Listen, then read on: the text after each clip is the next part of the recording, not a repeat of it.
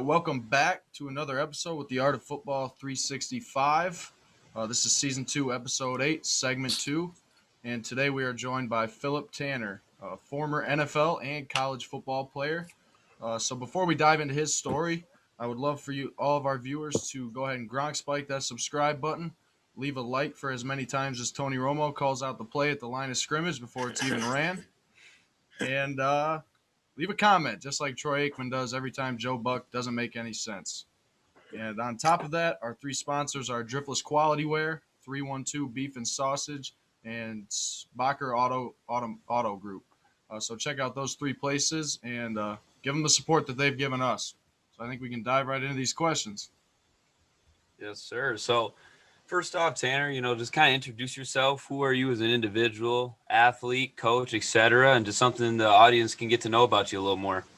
Yeah, no doubt. Again, Phillip Tanner, man. Mostly everyone know me as PT. You say Phillip, a lot of folks won't realize who you're talking about. But I go by PT. Was born in Tennessee, but grew up in inner city Dallas and Oak Cliff. Went to Kemple High School. Again, played ball and football and track my entire life. I was actually a track kid first. That was my most important sport. That was my favorite sport, man. I really enjoyed running track, and just running track always helped me become a better football player. But who I am as a person is I'm a lunch pail guy. You'll see me throwing around that term a lot, lunch pail guy. Whenever there's work to get done, I go get it done. It's simple. I just have that mentality of I'm just going to go into the office. I'm going to get the work done. I'm going to go home. Again, lunch pail guy, steel toe boots with a hard hat. Will always remain humble, and very humility in everything that I do. So that's kind of me to a core, in everything that I do. Who I am on the field, off the field, as a coach, as a father, as a friend. It's all the same thing. That lunch pail mentality. If there's work to get done, we're gonna get it done. Yeah, for sure. And now I kind of want to ask you. Speaking of football, why football? And growing up, were you a multi-sport athlete? I mean, you mentioned track, but did you do anything else outside of that? And kind of describe your route that your football career has taken. Yeah, man, football was actually an accident, man. Let's just go ahead and put that out there. It was an accident. I was a track kid first, and one of my classmates, he played ball. So he had invited me, a kid named Aaron Tanner.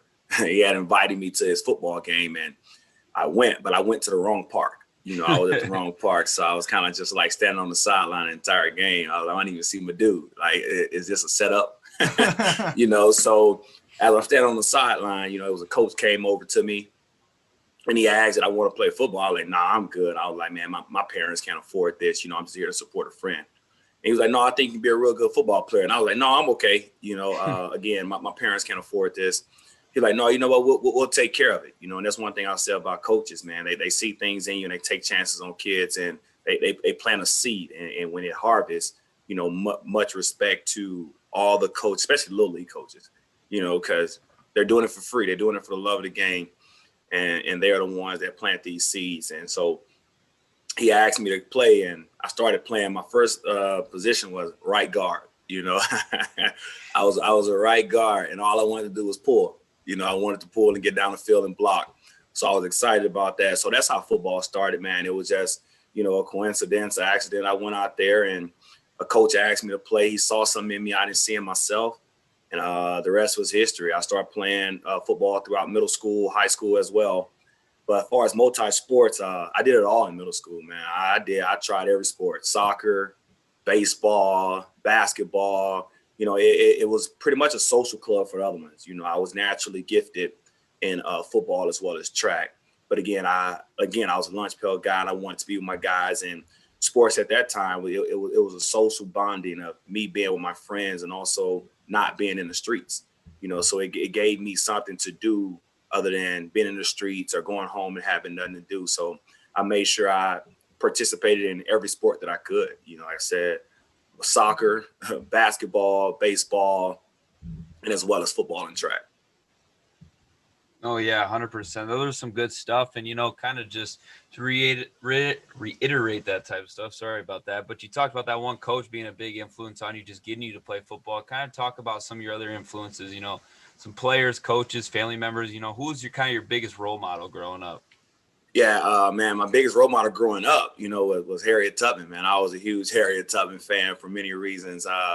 Just the work that she put into to do what she did, as far as navigating the Underground Railroad, her making it out and then also coming back to help others. That's kind of how I model myself and I go about doing things. No matter how far I get in life, no matter how much I achieve, I don't think it's significant unless I'm pulling others up as well and going back to help others get to where I came from, knowing where they were and what they're going through.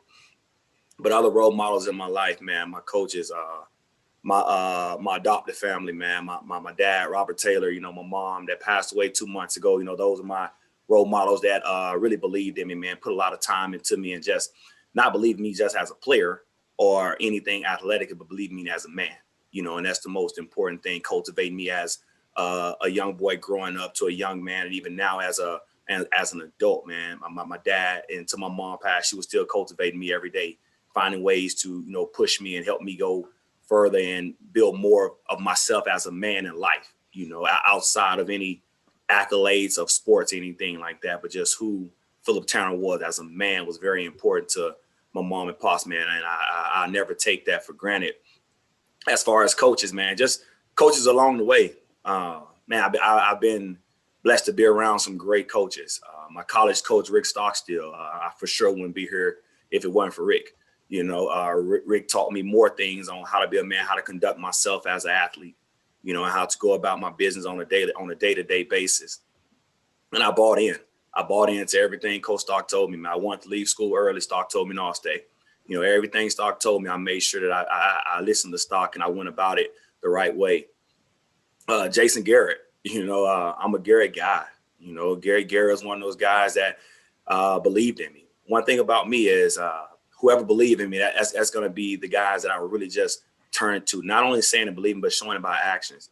Rick Stockstill took a chance on me coming from Murfreesboro, Tennessee, came to Dallas, Texas, and recruited me. And Middle don't even recruit Dallas. So for him taking a chance on me, believing me, one thing I wasn't going to let Rick down. Same thing with Jason Garrett. Jason Garrett believed in me as a player. I snuck in the back door. It was a lockout year when I came out. I got hurt my junior year, came back my senior year, bounced back, had an average year. Jason Garrett took a chance on me and bring me into that locker room. Going into that locker room, and from day one, he let me know that he believed in me, and I went out there every day and made him, look good per se, and made that roster, going in as a number 5 running back on the depth chart that just drafted DeMarco Murray, lockout year. Like things weren't in my favor at all. But I went out there and I got it done on day-to-day and made the roster. I was able to play in Dallas for 3 years and just build a strong bond with Jason Garrett, man. Our bond is unbelievable. Like I said, it goes outside of football. He saw me as more than a player. He saw me as a man first, and that's kind of foreign on that level. So playing for Jason Garrett for 3 years and then turning around and him calling my phone and asked, do I want to be a part of his coaching staff? Character sells. Character buys you lifelines, so I tell kids all the time, man, having a good character, who you are when no one's watching, it matters. So that relationship that I built with Jason Garrett, not as a player, but just as a man and a character that I built, he was one of those guys who really poured into me. And I still find myself in my coaching ways feeling like everything I say is something that Coach Garrett would have said. So again, I'm definitely a Garrett guy. And then last but not least, man, my guy, Jon Kitna, he's my head coach now at Burleson High School. Kitna was another guy that believed in me. As a player first. The first day I got in camp in San Antonio, it was rough. There was no rookie mini camp.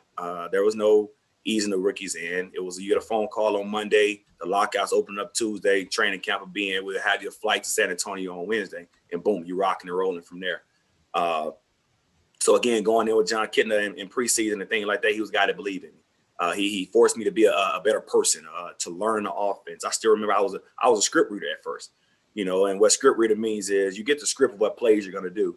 So instead of me just really studying and learning, I try to look at the play right before it is time for me to go in.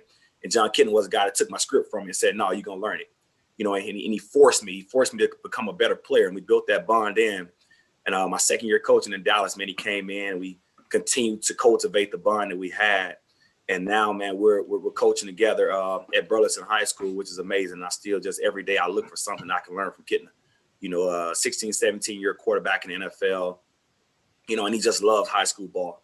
So any nugget that I can get from Jon Kitna, man, I make sure I take advantage of that, man. So definitely those three guys, man, along the way, Rick Stockstill, Jon Kitna, and Jason Garrett, man, three equal guys that are the same guy, to be honest. You know, they go about their business sometime in a different way, but they're the same guy. And who I am as a coach, as a man, you know, is greatly appreciated because of what they have instilled in me and what I've seen from them from far. Yeah, for sure. And you mentioned Coach Garrett, and personally, I've been a Cowboys fan growing up my entire life. My dad kind of instilled that within me, been a America's team guy. But Jason Garrett, he liked to preach the mantra of fight. Yep. And I remember seeing that on the hoodies and all that type of stuff. But I think that relates to your character because of the play when your helmet fell off and you went and ran that in for a touchdown. So describe that moment for us. Man, it was a crazy moment. Again, it was Sunday Night Football. And you know, one thing about Dallas Cowboys, Sunday Night Football, everybody's watching. I don't care Prime if you're a fan. If you're either watching us to win or watching us to lose, either way you're watching. Exactly. You know, so again, Sunday Night Football, I still remember the play, man. It was low. It was power. You know, and I made contact with the defender.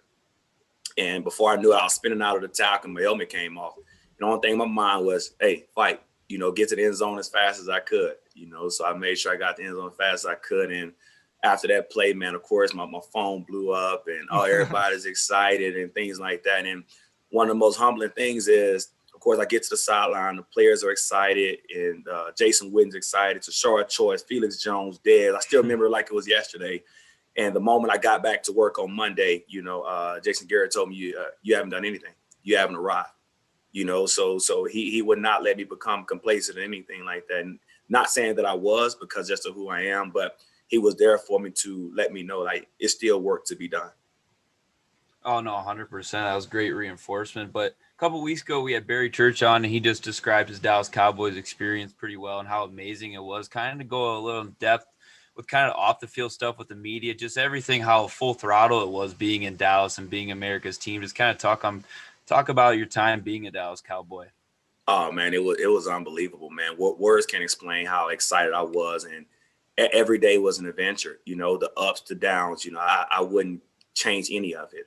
From the media, was fantastic, man. It was, the media in Dallas is unbelievable. You know, again, some people like it, some people dislike it, man. I had a really good relationship with the media, and still to this day, I have a great relationship with those guys.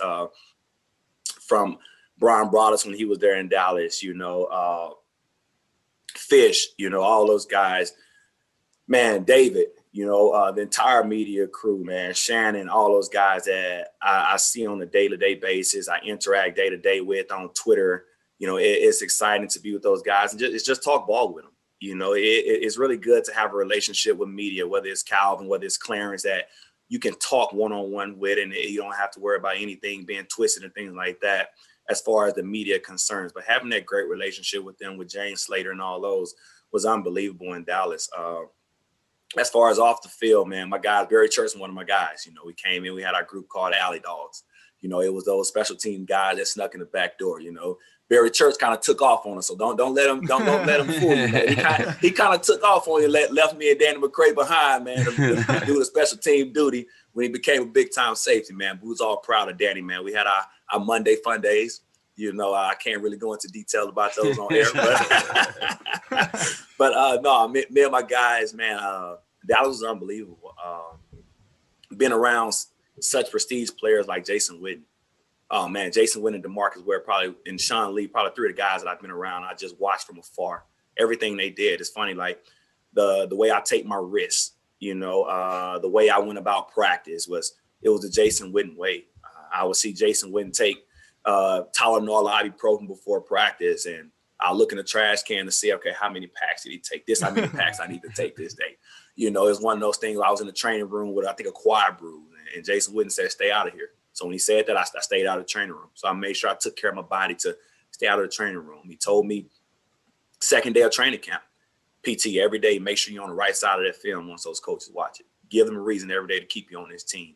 So it's just things like that they didn't owe me. You know, Jason Witten didn't owe me, though, that advice. You know, he was on year 12 when I was there. So again, just much respect to those guys for just buying into me and seeing what I possess as a player, and just earning those guys' trust was really big for me. Then just the battles every day with Sean Lee, whether it's one-on-one pass pro, inside run, just me making Sean better, Sean making me better. Dallas was unbelievable. Again, on the field, off the field, we were a close group. Of course, we didn't win as many games we wanted to win. But one thing I can say is, man, that brotherhood and bond that I built in Dallas with guys like Marcus Spears, Jason Hatcher, DeMarcus Ware, you can't trade that. Those things are priceless. Yeah, for sure. I mean, you mentioned some legends. I know. Oh, great names, iconic names, straight up legends. But after mentioning those players and kind of diving into them, which ones do you actually still keep in touch with, and kind of like maybe mention some of your best friends that were on your teams throughout your career?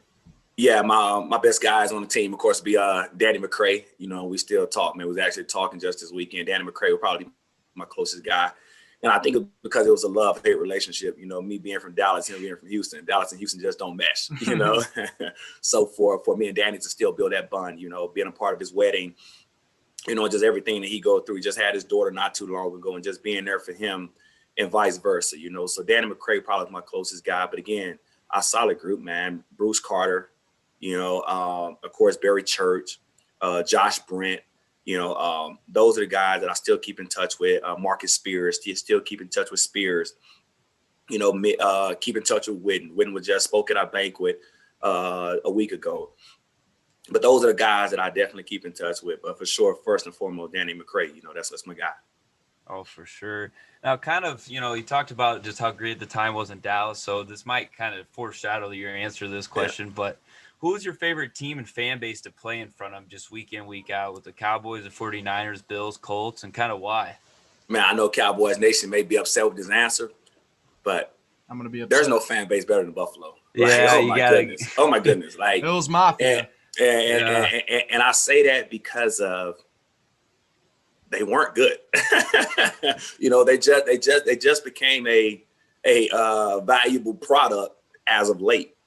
But again, that fan base was there 3 hours before games, 3 hours after game, up 40, down 40, in the cold. Don't put a dome on our stadium. We want it to snow. Yeah. We don't want a dome. We don't want an indoor stadium. We're gonna be here where the stadium sits.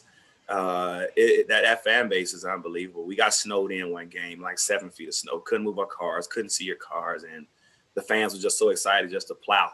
Just to get the snow, just so that we could move around and operate and things like that. So, and you just see the things that they do for the different players, whether it's Lamar, any of the other players that they don't have to do, So I will say that Bills Mafia fan base it's unbelievable, and I kind of make that my I whisper and say my number one fans. Yeah, I'm gonna say I'm a little hurt. I mean, with the two Cowboys jerseys in the back. But yeah, the Bills fans, they don't take a week off, and like you said, like you talked about, even when they weren't very good, they're just grinding every single week.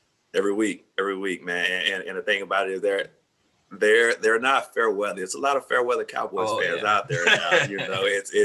It's bang or bust. We win game one, we win in the Super Bowl. We lose game one, fire everybody, the cheerleaders, the maintenance, the janitorial staff, everybody. So it's a tough world, man, in that Cowboys locker room. It's definitely a lot of tough love, but I feel like this is probably one of our most important questions. We ask this to a lot of athletes that have played professional sports, college sports, but what would you tell a young athlete right now if they came up and told you, I have dreams and aspirations to play in the NFL one day? What are you going to tell that kid? Man, put your hard hat on, go find the hardest worker and outwork them. And once you outwork them, then outwork yourself. That's the biggest thing. There's no secrets. There's no shortcuts. Like Jason Witten always say, man, the secret is in the dirt. You got to go get it. We live in a social media world now where kids want to post everything, the glitz, the glamours, the glitz. Man, the biggest thing is just put your head down and go work. It's like coal mining. Coal mining, you only get what you bring up. You go all the way down to the earth. All you got on your head is a helmet and a flashlight and a pick. And whatever you bring up, that's what you get. That's your earnings, whatever you bring up. So I would just tell any athlete going into it, man, that for one, character sells. Who are you as a person? Who are you as a person when no one's watching? Because that's what defines you as a man. And outside of that, man, find the hardest worker, outwork him, and then outwork yourself. It's a day-to-day grind. success expires every 24 hours. You know, a lot of athletes nowadays, they get complacent with what they did yesterday or what they did last week. But again, you got to renew that success and reinvent yourself daily. So those are the things that I would definitely tell the athlete, man. First and foremost, character. Character sells. Outwork the hardest worker. Outwork yourself. And then last but not least, man, success expires every 24 hours. No, those are great things. I mean, just the way you put it, it's just there's a lot of different ways. Yeah, you can play with words so easily. It is pretty cool to hear this different type of stuff from you. But what's some of your favorite moments from your playing career specifically that kind of you cherish the most and look back, and same with your coaching as you're getting into the coaching world now? Yeah, man, my some of my most exciting moments, of course, was in Dallas. One of them was hearing Jerry Jones call me my first name. You know, that's one thing about Jerry Jones, man. He's an unbelievable owner. You know, unbelievable owner, man. As far as he's a player's owner. He's a player's owner. He knows everybody by first and last name. He's not calling you by your number. He's calling you by your name. Whether you're Dak Prescott, Tony Romo, Phillip Tanner, whoever, you know, from the top guy to the bubble guy, a tryout guy. Jerry Jones knows you, you know, and he's going to make you feel welcome. That was the biggest thing about Dallas, man. No one was there by accident. No one was there by accident. Everybody felt welcome. Everybody felt appreciated, and everybody had a role. You know, you had an opportunity to go out there and get it done. You had an opportunity to go out there and not get it done. But just those things in Dallas, the culture that Jason Garrett set in Dallas is what I take as a coach. You know, what I idolize for him most as a coach is the culture that he set. You can argue, you can debate at the bar all you want about what he should have called, what he shouldn't have called. You know, what scheme should he run? But one thing you can't debate about Jason Garrett is the culture and the foundation that he laid with the Dallas Cowboys. So that'll be my biggest thing as far as going into coaching. What I took from Jason Garrett is how to build a culture, how to build a team, how to get guys to buy in, you know, and how to get guys to conduct themselves as men. So that would be, like I said, one of the biggest things that I'll take from Jason Garrett as playing. But as far as just the locker room, man, it's the same thing. It's a tribal effect. The same way I go into coaching, the same tribal effect that I had as a player with my teammates, I'm going to go to work for my guys. You know, you don't ever have to worry about it. Is PT going to bring it? PT's going to bring it every day. So it's the same thing in the coaching staff. You know, I would talk to my coaches today, letting them know, hey, we're a teammate. You know, I'm going to bring it every day, and I'm going to push you guys to bring it as well. You know, whether it's still working out, I work out with the players, everything. Like, it's a grind. It's just that mentality of I'm going to go as hard for you as I want you to go for me. Yeah, I like how you mentioned the word culture because the reason behind me doing this podcast is I'm an aspiring football coach, and I want to make as many connections as I possibly can with people to network and hopefully get a job coaching. And Most definitely. culture to me is honestly – like, to me, I've backed up from the X's and O's and realized once you establish that foundation and that culture, that's the most important part that can't be broken. And now I want to ask you, what is a typical routine for an NFL player? Kind of a day by day. What does that process look like? Yeah, man, it's for the most part, it's a pretty much fixed process, depending on whether it's in season, off season. So we'll just go with in season. All right. So again, we play on Sundays. Some teams choose the off days. You know, some off days are Mondays, some off days are Tuesdays. When I was playing, our off day was Tuesday. All right. So we'll make sure you go in on Monday, you watch the film, you run, you know, get your lift in, then everybody's off on Tuesdays. Some guys chose to come in and get treatment and lift on Tuesday. I personally was a guy that would come in, lift on Tuesday, get treatment. All right. So Wednesday would be pretty much, I would say, the grunt practice. You know, so pretty much a lot of teams would be full practice on a Wednesday. Full practice on a Wednesday, get in around 6:30, eat your breakfast. First meeting, I believe, is 7 o'clock, special teams meeting. Special team meeting to be at 7 o'clock, probably to 7:30. You go right into a team meeting after that, 7:30 to probably 7:40. Team meetings is real quick. All right, Coach Garrett get in there and talk about the overarching things, what we need to work on, things like that. So we'll have a team meeting. After team meetings, you'll go into your individual meetings with offense, defense, your perspective. So in your meetings, you go into an install. And I tell you all the time, your meeting can start, let's say, 10 o'clock. And the install can be 45 minutes to an hour, per se, you know. And it's a 18-page install. So 18 pages of install. And then after the meeting's over, you got probably 30 minutes to make sure you process all that, get dressed, and get on the grass and spit it all out. So that's the thing about the NFL. It's not the physical attributes, it's just mental. Are you mentally prepared to sit through an 18-page install, take all of what you heard, and in the next 30 minutes get out and spit it out on the grass? Those are the guys that you see make it. Savvy players that can watch other players play and watch other players make mistakes or prevail and learn from what other guys are doing. So again, a typical day for a guy on Wednesday, you're in probably 6:30 in the morning. Technically you're off at 4:15, but again, everything's being watched. If you're a guy at 4:16, how much does it matter to you? Are you going to be the Sean Lee that got to get threw out by 10 o'clock at night by the janitorial staff? That was Sean Lee. He was going to put the work in. But again, so you're there from 6:30 in the morning to 4:15. Practice only probably about hour and a half, 2 hours. It's more of meetings, watching tape and meetings. Yeah, that'd be the same thing as far as Wednesday and Thursday. Friday, we call it Fast Friday. Only in half a day on Friday, getting off around 12 on Friday. And then Saturday, you come in, walk through, and then travel or head to the hotel if it's a home game. And that's the players. The coaching world, totally different. Totally different, and that was kind of different to my surprise, man, going in as a coach. I have the utmost respect for all coaches now, because as a player, you leave and go home like, cool, I'm off. But as a coach, you're still there. So we're still getting in before the players and after the player. A typical day for me at work as a NFL coach I was getting in at probably around 5:30, 6 o'clock in the morning, and I wasn't getting home till 11 o'clock at night. So it's a grind. It's a long day. Yeah, it's definitely a grind, man. You're putting the hours in, but again, it wasn't busy work. You wasn't just sitting watching your computer, man. You was getting work done, because one thing about NFL is your job to put those players in position to succeed, and they trust you, and they're going to hold you accountable. They're going to hold you accountable for everything you're doing. CJ, if I told CJ Goodwin, you got to watch out for the trap block, that's exactly what CJ was going to do. So again, it's an honor to be able to be there and coach on that level. No, 100%. That was pretty cool to get that first in-depth look, because that was the first guy that we've had from the professional side kind of give us the specific ins and outs of everyday life. But kind of now, personal question, what's some of your plans for the future? Where do you see yourself in 5 to 7 years down the road from now?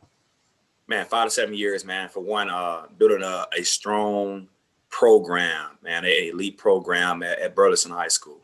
That's my goal here for the next, from now to when I leave that school, man, is seeing that my daughter's going into high school next year. So I'm excited about that.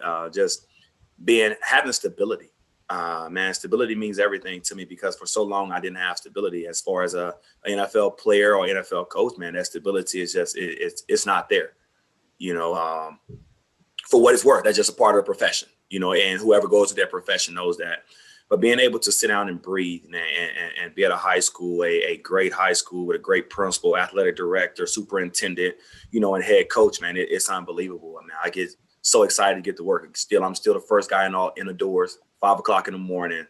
And, I never take that for granted. But building a program at Burleson High School for the next 4 to 5 years is where I see myself. One of the premier programs in the state of Texas. And if anybody know about Texas high school ball, man, it's different. Hey, it's different. It's next level. But that's my goal. That's where I see myself at, man. Brick by brick, day by day, building a solid foundation at Burleson High School. That's awesome, man. I'm glad you have those goals and aspirations to get to where you want to be 5 to 7 years from now. So now I want to switch it up a little bit before we wrap this up, kind of, and ask you, get your take on the Cowboys offseason. And I know you mentioned C.J. Goodwin. They just happened to re-sign him, and I saw you tweet at Jordan Lewis. He just got his money. He's coming back for 3 years. So what are some other players you want to see maybe come back to the Cowboys, or maybe some guys that you would like to see them look at? Man, they're definitely building it the right way. The front office, Will McClay, those guys are unbelievable. With Steven and Jerry, man, great guys, and they're big picture guys, and they see it. They see it for what it's worth, and they're going to build a program the right way, the organization the right way. I'm so used to high school, build an organization the right way. But again, I was glad to see Jordan Lewis come back. Of course, CJ. CJ's one of those guys, man. He was a lunch pail guy. Like I tweeted about the conversation me and CJ had. Man, he would come to me as a coach. He's like, Coach, man, can I move my car down here? And a lot of people probably understand the depth of that tweet. They were like, oh, why would he ask that? You ask that because the chances of by the time your car getting down here, you're probably going to be being sent back to where your car come from. You know, it's a week-to-week thing. You know, and he was a guy that bounced around practice squad to practice squad, so he knows it. But again, I told him just focus. Every day I told him to continue being you. Just keep being you. Don't worry about that. That's the worst thing a player can do is get caught up in the, am I going to get cut? What's the roster numbers? You know, that can only mess you up. Just go out and continue being you and allow the chips to fall where they fall. So I was extremely excited to see CJ get re-signed. Of course, Jordan Lewis. It hurt my heart when my old man they departed ways. My old man LP.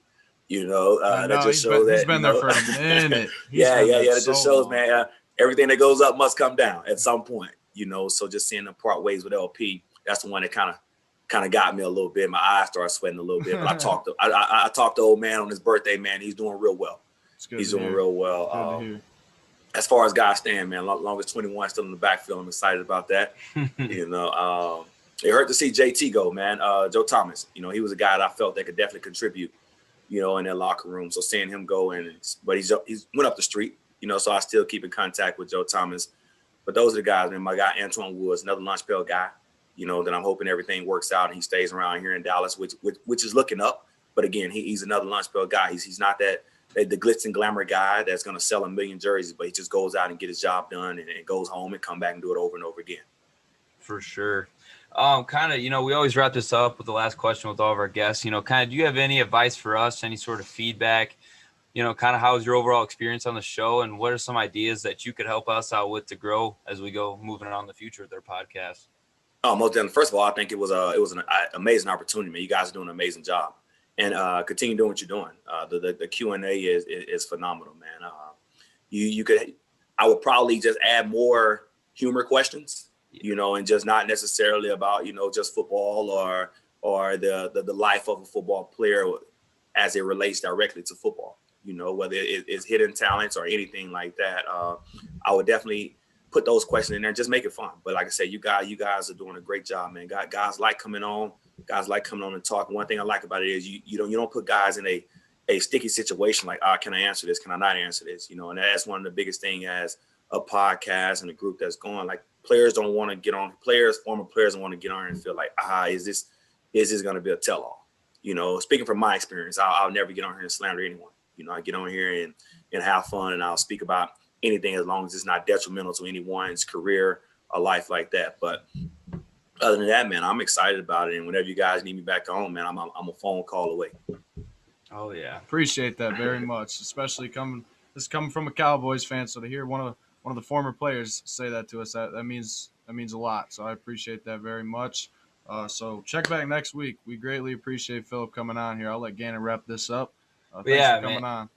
Yeah, we can't thank you enough. This was really cool. You know, I like to have these interviews, especially with some people that we haven't talked to a lot. You know, we never met in person, but I felt like I got to know you a lot more through this interview, and it was really fun just to hear other people's stories, man. You've really done a lot with your life already. You just really worked hard and keep working hard, and best of luck with you with your coaching stuff. But until then, guys, catch up on our past videos. Keep Gronk spiking the subscribe button, leave likes on all of our videos, and make sure you guys, for the people back home around our area, keep hitting us up on social media, giving us some feedback so we can keep interacting with you guys and improving it, and tune back in on Monday for a new episode drop.